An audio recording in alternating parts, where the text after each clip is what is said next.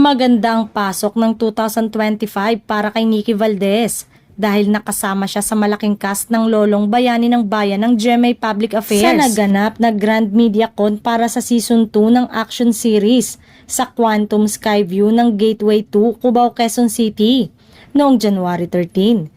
Nagpapasalamat ang kapamilya actress sa pagkakataong makatrabaho ulit sa Kapuso Network after ng 2023 teleserye na Unbreak My Heart, ang first series collaboration ng GMA7 at ABS-CBN. Nakakatuwa lang kasi the inquiry came through Star Magic, so at least ito may chance na makalipat-lipat ng network. I mean, lahat naman tayo doon lang tayo kung saan may trabaho.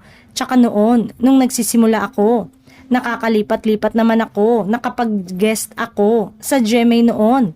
So, this is the beauty of you. You know, being able to transfer network now.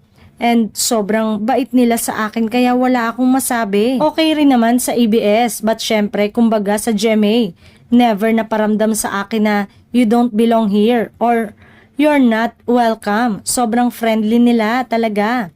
At saka kami naman mga artista, magkakaibang bakod man kami, nagtatrabaho pero magkakaibigan naman kami. Kasi isa lang ang mundo na ginagalawan natin, tayo-tayo lang yung nagkikita. Nilinaw din ni Nikki na nananatili siyang Star Magic artist at pinayagan siya ng ABS-CBN na gumawa ng proyekto sa GMA Network.